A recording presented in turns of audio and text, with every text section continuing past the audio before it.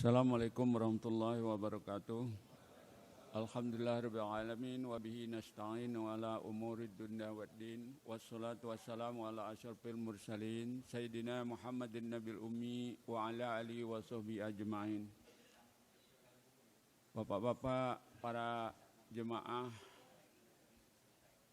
salat zuhur yang saya muliakan, alhamdulillah kita dipertemukan kembali setelah cukup lama mungkin saya tidak hadir di sini. Ya, sesudah ganti Presiden Pak Jokowi, saya dipanggil kembali ke sini. Kebenaran selama Pak SBY, saya mangkir dulu. Jadi rupanya ada giliran Presiden juga untuk di sini. Alhamdulillah. Bapak-bapak, ibu-ibu sekalian, saya dipercayakan untuk membahas tentang pendidikan Islam tentunya. Karena pendidikan kita ini sekarang ini dikatakan ya agak sulit ya. Jadi kita ini sebagai manusia sebenarnya ternyata agak keliru. Karena kita sebagai manusia diciptakan oleh Allah Subhanahu wa Ta'ala. Cuma dalam memecahkan masalah kemanusiaan ini kita selalu menggunakan konsep hasil pemikiran manusia. Oleh karena itulah mungkin sering nyasar itu. Nah, oleh karena itu saya berusaha untuk mengembalikan bagaimana sebenarnya konsep manusia itu dan pendidikan manusia itu menurut Allah dan Rasul-Nya. Yang saya sebut dengan pendidikan Islam. Yang pertama, konsep manusia itu kita tidak mengenal manusia itu sebagai homo sapien, homo segala macam. Tapi menurut Allah Subhanahu wa Ta'ala konsep manusia itu ada 8. Yang pertama disebut Abdullah.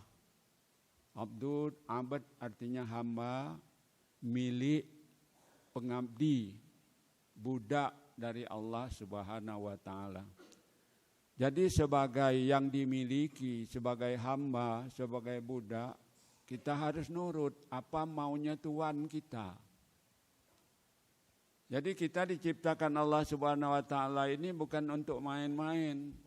Bukan untuk jadi presiden, jadi pegawai, jadi menteri, jadi guru, jadi petani, jadi pedagang, tidak. Allah Subhanahu wa Ta'ala sudah menggariskan, wa ma khalaqtul jinna wal insa illa liya'budun. Tidak kuciptakan manusia itu kecuali untuk ngabdi kepadaku, kata Allah. Jadi yang mengabdi berarti dia itu sesuai dengan hakikat penciptaannya. Adapun kita mau jadi pedagang, jadi ilmuwan, jadi presiden, jadi gubernur, jadi bupati dan sebagainya, itu profesi dunia. Itu manusia yang buatnya. Tapi apapun karena kita hidup di dunia ini, kita harus menekuni profesi kita.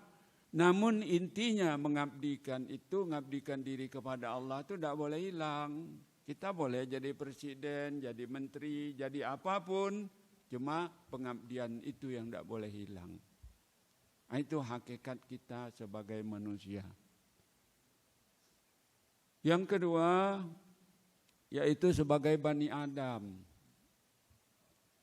Jadi Bani Adam itu, Bani artinya keturunan, anak cucu Adam alaihi salam dengan Siti Hawa. Nah dalam konteks ini kita harus melihat apa sebenarnya fungsi dan peran Nabi Adam diciptakan oleh Allah itu sebagai khalifah. Jadi iza mata ibnu Adam in qata amaluhu illa min salasin. Amalin jariyah au ilmin yuntafa'u bi au walidin salihin yad'u lahu. Apabila Bani Adam itu meninggal dunia, tidak ada lagi yang ditinggalkannya kecuali 3, amal jariah. Amal yang dapat memberi manfaat terus menerus. Nah itulah orang berebut-rebut untuk itu kan. Sebab dalam perhitungan konsep manusia, kalau kita punya sesuatu diberi kepada orang itu berkurang. Tapi dalam konsep Allah tidak, itu bertambah, itu investasi.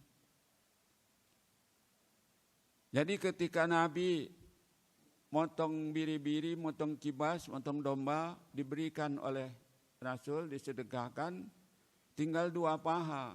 Aisyah mengatakan tinggal inilah untuk kita. Idah aja Rasul.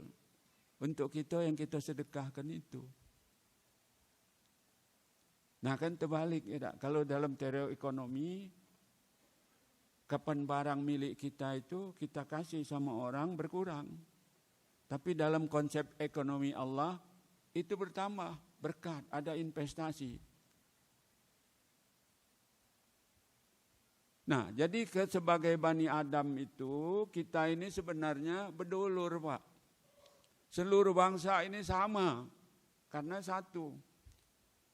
Ya ayyuhan nas inna khalaqnakum min dzakarin wa untha wa ja'alnakum syu'uban wa qabaila lita'arafu. Wahai manusia, kami ciptakan kamu itu dari seorang laki-laki dan perempuan, dan kamu berpuak-puak, bersuku-suku, berbangsa-bangsa untuk saling mengenal. Bukan saling berbala, saling mengenal. Nah demikian Tuhan membuatnya kita saling mengenal, dibuat alam ini dengan dunia itu miring. Jadi bulat dia cuma miring, kutub utara, kutub selatan itu miring anunya. Nah oleh karena itu letak bumi itu, letak tempat kita tinggal ini tergantung dari kondisi bumi itu. Itulah yang anukan iklim. Iklim ini ada flora dan fauna, tumbuhan dan binatang yang tidak sama. Karena tidak sama itulah kita saling mengenal. Di Palembang tidak bisa ditanam kurma. Maka kita berkenal dengan orang Irak, orang Tunisia, orang ini melalui kurma. Tidak hidup apa namanya anggur sama ini, sama apel. Kita berkenalan dengan orang Australia. Orang Eropa tidak bisa nanam para, tidak bisa nanam karet, cuma dia muat pabrik. Berkenalan dengan orang Eropa. Kita beli mobil dari Jepang, Jepang beli karet dari kita untuk buat ban mobilnya. Berkenalan gitu. Nah jadi dengan sebagai anak cucu Adam ini kita sebenarnya sama.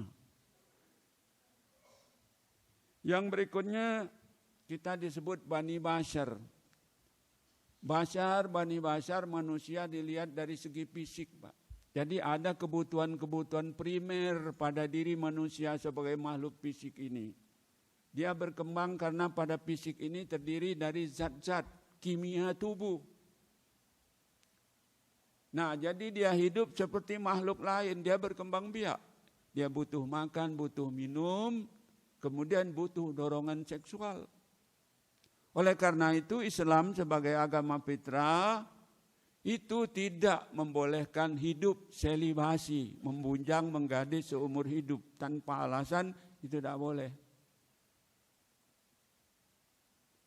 Nah, jadi makan minum itu sebagai dorongan primer, itu artinya dia sudah refleks, tidak usah belajar lagi. Tidak ada kurikulum dalam sekolah ngajar makan minum.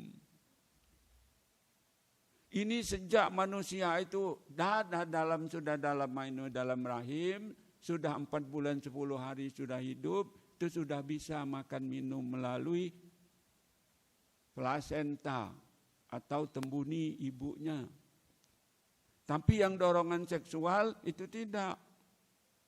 Setelah berusia adolesen, yang kata remaja disebut usia PJKA, penuh jerawat karena asmara. Itu baru ada ininya. Laki-laki tertarik pada perempuan, perempuan tertarik pada laki-laki ketika itu. Nah ini diberikan oleh Allah Subhanahu wa Ta'ala kondisi seperti itu. Nah agama ngaturnya. Ngatur makan mak mano, ngatur minum mak mano, ngatur dorongan seksual itu mak mano. Jadi bukan dilarang, diatur. Kita bulan puasa ini bukan tidak boleh makan, cuma diatur 14 jam, tidak boleh makan siang. Sudah itu makanlah. Diatur untuk kepentingan yang disebut Bani Bashar itu tadi, untuk kepentingan sel-sel tubuh kita yang terdiri dari, kata para ahli, 2,7 triliun sel-sel. Yang kemudian disebut al-insan. Al-insan itu manusia yang punya potensi. Jadi dari potensinya dia punya potensi baik, potensi buruk. Jadi kita itu manusia itu dengan potensi itu bisa dididik, Pak. Kalau hewan itu tidak bisa dididik. Hewan itu dilatih, dresur namanya. Jadi lumba-lumba bisa ngikut, ini bisa ngikut, itu dilatih. Nah kita tidak, kita dididik. Kalau dididik, bagaimana pendidikan itu? Kita disuruh Tuhan ngirut Rasul. Rasul mengatakan, Addabani Rabbi fa'ahsana ta'dibi. Aku dididik oleh Tuhanku. Maka pendidikan aku adalah sebaik-baik pendidikan. Nah kita ni galak ngatakan Rasul itu buta huruf ummi. Ummi itu persepsi wong buyan. Jadi oleh karena itu orang tak galak nurut omongan Rasul itu buat apa nurut omongan wong buyan, ummi. Karena mereka tidak melihat adanya alur yang dikatakan oleh Rasul Addabani Rabbi fa'ahsana ta'dibi. Dididik oleh Tuhan langsung. Sehingga pendidikan beliau itu sebaik-baik pendidikan. Kalau kita sudah ini pendidikan Rasul seperti itu, kita lihat apa kata Rasul 15 abad yang lalu, Pak. Dengan hasil penelitian ilmuwan sekarang itu, baru kita tahu bahwa Rasul itu hebat. Tapi kalau kita dengar Rasul itu buta huruf ummi segala macam, buat apa? Bayangkan Pak Rasul itu di wisuda di Sidratul Muntaha, Pak. Ke angkasa luar itu bukan kilometer ngitungnya, Pak, tahun cahaya. 1 tahun cahaya itu 9,7 triliun kilometer. Kalau naik pesawat Garuda, habis APBN gitu, Pak.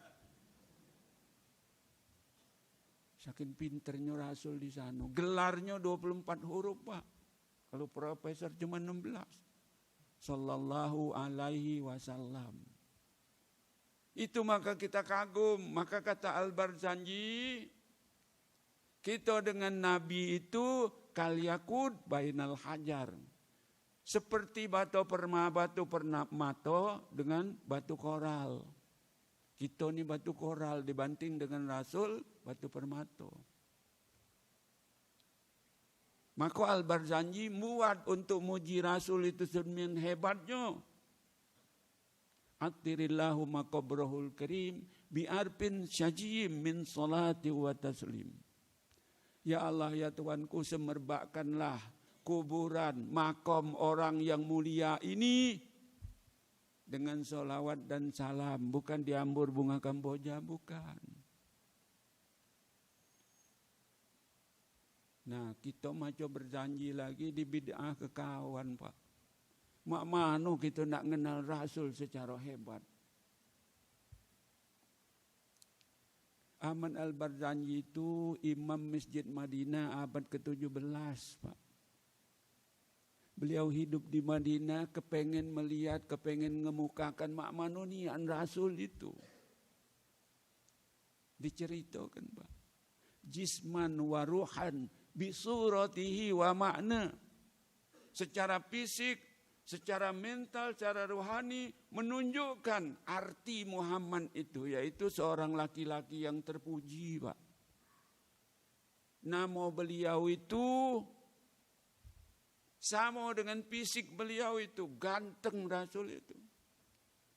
Kata Nabi Yusuf, jangan kau muji-muji aku, kalau kedengar Muhammad malu aku. Padahal Nabi Yusuf itu sampai perempuan-perempuan motong tangannya, Pak, nyingok.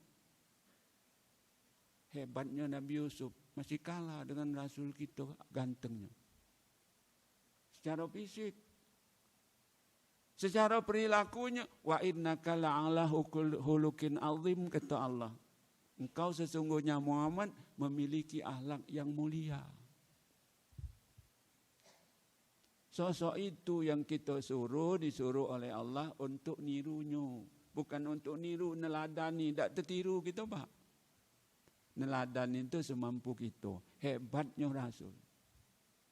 Jadi apa yang diomong oleh Rasul itu sekarang terbukti. Nah, terbuka sikok-sikok oleh akademisi. Apa kata Rasul? Tahayyaru linutopikum fa'inna iqadassas. Hati-hati dengan benihmu sebab sifat menurun. Baru tahun 1856.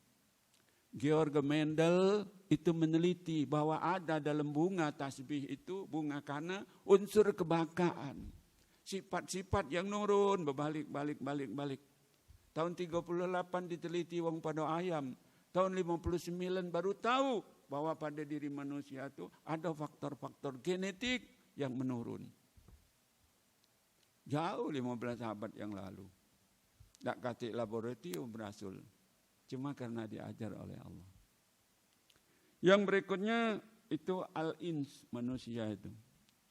Al-ins kalau kita baca Quran, padanannya jin. Wa ma khalaqtul jinna wal insa illa liya'budun. Jin itu makhluk metafisik dan liar. Manusia adalah makhluk fisik yang senang menetap. Jadi jin tidak punya peradaban, tapi manusia punya peradaban. Nah, peradaban inilah yang sekarang dalam konsep Islam hilang. Maka bangsa kita ini, orang Muslim ini selalu kalah dengan orang-orang lain karena kita menganggap Islam itu cuma rukun Islam, rukun iman, selesai naik haji, selesailah Islam itu. Masjid kita jadikan cuma tempat sholat, padahal Rasul masjid itu jadi 10, punya 10 fungsi. Pusat peradaban, kita tidak. Maka berebut naik haji, kau berapa kali naik haji? Wah, baru 3. Kau? Aku baru 7. Berebut itu. Tapi tidak muat peradaban. Sehingga kata orang, nyari sekolah Islam yang paling baik, sama payahnya dengan nyari sekolah non-muslim yang paling buruk. Kita selalu menjadi yang tercecer.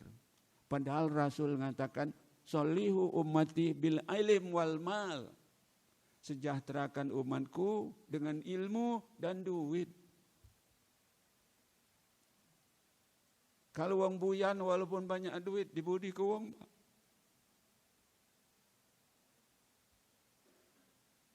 Wong pinter buntu, dibudi ke wong juga. Jadi Rasul sudah menunjuk konsep. Solihu ummati bil ilm wal mal. Sejahterakan umatku dengan ilmu dan amal. Man aradad dunya fa'alaihi bi'ilmi. Siapa tidak senang hidup di dunia dengan ilmu. Wa man aradal akhirah fa'alaihi bi'ilmi. Siapa tidak senang hidup di akhirat dengan ilmu juga. Wa man aradahuma, kalau nak dua-duanya fa'alaihi bi'ilmi. Ada ilmu dunia akhirat. Ilmu dunia dengan bahasa dunia, ilmu akhirat dengan bahasa akhirat. Tak pacak kita nak nganu ilmu akhirat dengan bahasa dunia. Lain, Pak. Sama dengan dokter, ada ke daerah Batu Rajo cerita kawan, masang stetoskop, ujungnya bu, ibu, tarik nafas, diam ibu itu. Tarik nafas bu, diam. 3 kali tarik nafas, diam juga. Ada bidan setempat ngatakan, bung, sinta nyawa. Nah, baru dia. Lain artinya.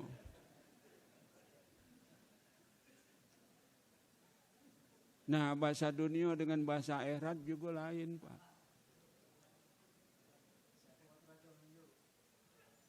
Aduh, cuma betul aja.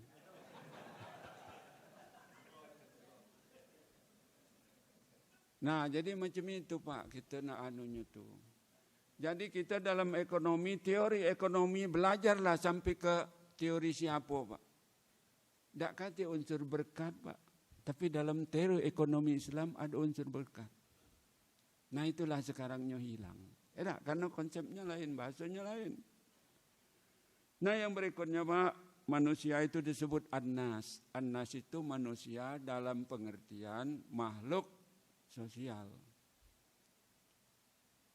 Waktu Tuhan menciptakan manusia itu kan disebut ya ayyuhan nas, ya. Inna khalaqnakum min dzakarin wa untha ja'alnakum syu'uban wa qabaila lita'arafu. Jadi kita sebagai manusia dalam An-Nas ini makhluk sosial, Pak. Tak baca hidup dewek. Walaupun kita punya uang 20 triliun, punya gedung yang megah 10 tingkat, punya mobil 300, cuma diam dewean di Pulau Rimau, Pak. Tak lemak. Lemaklah ngontrak di Palembang, banyak tetangga. Yang berikutnya kita disebut Khalifatullah. Nah, khalifah ini, Pak, gunanya apa? Kita Adam diciptakan untuk jadi khalifah itu untuk makmur bumi, Pak. Jadi makmur bumi itu Tuhan itu mula-mula menciptakan secara logika adalah wadahnya, Pak. Tanah, air, udara. Sudah itu baru ada tumbuh-tumbuhan dengan hewan. Sudah baru ada manusia. Jadi manusia ini adalah makhluk Tuhan yang paling bungsu, cuma banyak tingkah. Alam bisa hidup sendiri tanpa manusia, Pak. Cuma manusia mustahil hidup sendiri, bisa hidup tanpa alam itu. Jadi kita ini numpang, Pak. Kalau menurut secara generatif, hewan dengan tumbuh-tumbuhan itu bapak kita, Pak. Kemudian udara, air, dan tanah itu nenek. Nah, oleh karena itu, Tuhan menciptakan alam ini dalam kondisi yang harmonis, rukun, akurat, dan sepadan, dan teratur. Ini yang harus kita pelihara sebenarnya, Pak, sebagai manusia itu. Jadi ilmu yang kita pelajari itu, kita harus melihara itu. Banyak, Pak, kita nih hidup dari hewan. Kalau hewan itu tidak ada, tumbuhan tidak ada, bagaimana kita hidup? Siko baik, Pak. Saya pernah baca itu kalong, Pak. Hebat ke apa kalong kalau kita jingok, ya tak? Cuma kalong ini binatang malam. Dan paling disiplin binatang-binatang hewan dengan tumbuh-tumbuhan ini. Kalau kita tidak pakai apa? Absen pakai, iya, maling gitu absen tuh. Tapi hewan tidak. Kalong tidak pernah macam ini hari terbang, ya tak? Kita tanya ngapa long jam 1 siang kamu masih terbang? Lembur aja. Tidak pernah.